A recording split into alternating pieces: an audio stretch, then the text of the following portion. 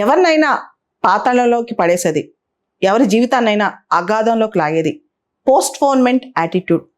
ఈరోజు చేయాల్సింది రేపటికి పోస్ట్పోన్ చేస్తే ఇంకా మన పని అక్కడికే స్టాప్ అయిపోద్ది.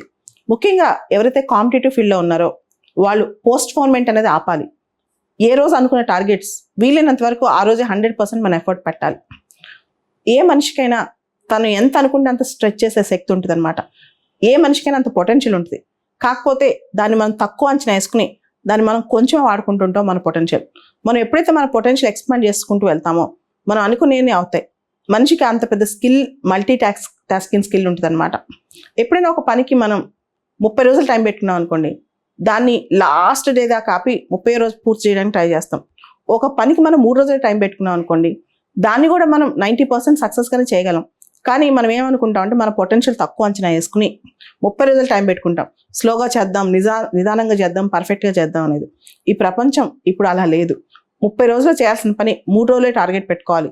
అవసరమైతే ఇప్పుడు ఇంకొక 2 రోజులు ఎక్స్పాండ్ అవుతుంది. అంతేగాని మనం అంతకంటే ఎక్కువ మనం వదిలేసాం అనుకోండి 30 రోజులు అని చెప్పి 25 రోజులు వేస్ట్ చేసి లాస్ట్ 5 రోజులు మాత్రమే పని చేస్తాం అనమాట. అది మేనేజ్మెంట్ థియరీ కూడా, మనుషుల థియరీ కూడా అనమాట. ప్రపంచంలో ఏ విజేతం చూసినా వాళ్ళు అనుకున్న పని కోసం నిరంతరం శ్రమిస్తూనే ఉంటారు. ప్రతిరోజు దానికోసం కూర్చునే ఉంటారు. అదే టార్గెట్ పెట్టుకుని లైట్ వేసుకుని పని చేస్తూనే ఉంటారు అనమాట.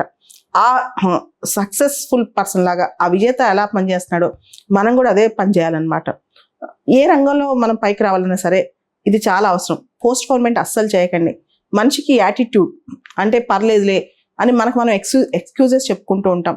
ఈరోజు కొంచెం బాగాలేదు, లేదా ఈరోజు కొంచెం మనసు బాగాలేదు, ఈరోజు కొంచెం ఎంజాయ్ చేద్దాం, ఇలా రకరకాల కారణాలు ఉంటాయి. లేదా ఎవరిపైన నెపం వేసేస్తుంటాం.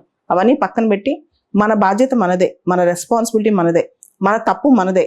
సో మనం ఎప్పుడైతే మన తప్పును మనం యాక్సెప్ట్ చేస్తామో, ఎప్పుడైతే మన టైం వేస్ట్ మన వల్ల జరిగిందని నమ్ముతామో, ఎప్పుడైతే మన టైం మన చేతిలో ఉందని నమ్ముతామో, ఆ టైంని మనమే డిజైన్ చేసుకోగలుగుతామో, ఆ టైంని మనమే మేనేజ్ చేసుకోగలుగుతామో, అప్పుడే మనం రియల్గా సక్సెస్ఫుల్ పీపుల్ అంటాం. సక్సెస్ అనగానే ఓన్లీ ఈరోజు వచ్చే రిజల్ట్ అని కాదు, లేదా నెక్స్ట్ ఇయర్ వచ్చే రిజల్ట్ అని కాదు. సక్సెస్ త్రూఅవుట్ లైఫ్ ఉండాలంటే మనం ఇప్పుడు వేసిన ప్లాట్ఫామ్ ఏదైతే ఉందో, ఇప్పుడు వేసిన ఫౌండేషన్ ఏదైతే ఉందో, దాని ఫలితం మనకు 5 ఏళ్ళకో 10 ఏళ్ళకో కనిపించుద్ది, ఈ రోజు కనిపించదు.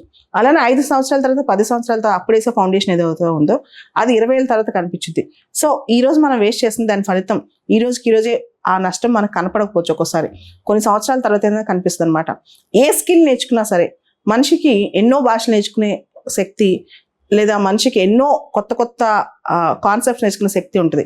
ఏ స్కిల్ వృధా పోదు.